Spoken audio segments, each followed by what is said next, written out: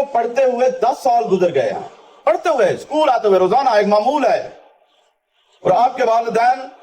آپ کے لیے 10 سال 11 سال ہو گئے ہیں یہ جدوجہد کر رہے ہیں کہ یہ ہمارے بچے پڑھ رہے ہیں، اور آپ کی خواہشات پوری کرتے ہیں،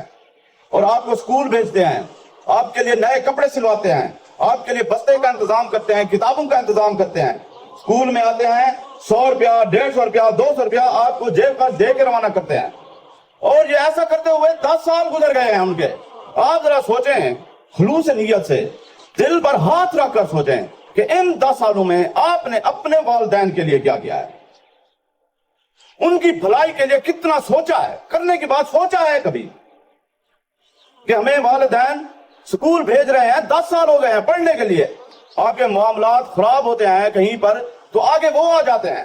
وہ آپ کے لیے ڈھال بن جاتے ہیں، آپ کو کہیں پریشانی ہوتی ہے تو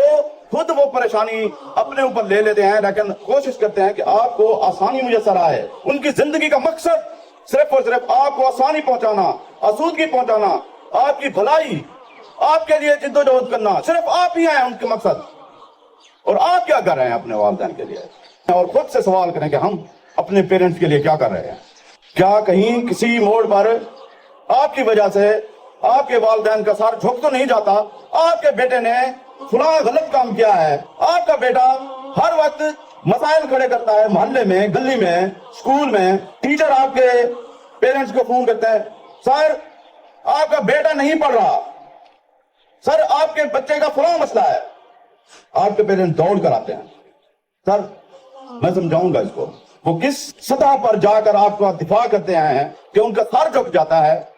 وہ کتنے لوگوں کے تانے سنتے ہیں، وہ لوگوں کی باتیں سنتے ہیں، لیکن پھر اگنور کر دیتے ہیں، آپ کو سمجھانے کی کوشش کرتے ہیں۔ آپ کا سٹیٹس پھر ہوئی، باپ کی بات نہیں مانی، استاد کی بات نہیں مانی، تو پھر بچوں یہ سٹیج ہے کہ غلط اور صحیح کو پرکھیں، اپنے پیرنٹس کے لیے فخر بنے، پراؤڈ بنے، نہ کہ ان کے لیے ندامت کا باعث بنے،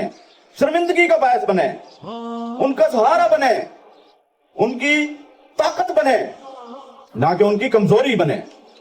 جب بھی آپ کوئی غلط کام کرتے ہیں، جب بھی آپ پڑھائی میں دلچسپی نہیں لیتے، جب بھی آپ فیل ہوتے ہیں، جب بھی آپ کا کوئی گلہ کرتا ہے ان کے سامنے، جب بھی آپ کی شکایت آپ کے پیرنٹس کے سامنے جاتی ہے، یوں سمجھ لیں کہ ان کی کمر ٹوٹ گئی ہے، وہ شرمسار ہو گئے ہیں۔ کم از کم ان کے ساتھ ایسی سختی تو نہ کریں جنہوں نے 10 سال سے، میں تو 10 سال میں اسکول ایجوکیشن کا کہہ رہا ہوں، اس سے پہلے انہوں نے آپ کو کیسے پالا ہے، ایک ایک چیز کا خیال رکھا ہے، آپ کو کپڑے مہیا کیے ہیں، خود بھوکے رہے لیکن آپ کو اچھے سے اچھا کھانا کھلایا۔ ان پیرنٹس کے لیے آپ کس سٹیج پر کیا کر رہے ہیں، یہ سوچنے کی بات ہے۔ آگے جب پڑھنا ہے تو آپ نے یہ ذہن میں رکھ کے آگے زندگی گزارنی ہے۔ سب سے پہلے اپنے پیرنٹس کے بارے میں سوچ کر آگے بڑھنا ہے۔ آپ نے میٹرک کے بعد آپ نے جو کچھ بھی آگے کرنا ہے وہ آپ ذہن میں رکھ لیں کہ ہماری ان بنیادوں میں، ہماری ان رگوں میں جو خون بہ رہا ہے، ان میں ہمارے والدین کی محنت، مشقت، جدوجہد شامل ہے۔ اگر آپ اپنے والدین کے لیے کچھ نہیں کرتے، ان کی باتوں کو پس پش ڈال دیتے ہیں، ان کی عزت کا، ان کی پگڑی کا خیال نہیں رکھتے، تو پھر آپ سے رسیل اور آپ سے بدتر اولاد کوئی نہیں ہے۔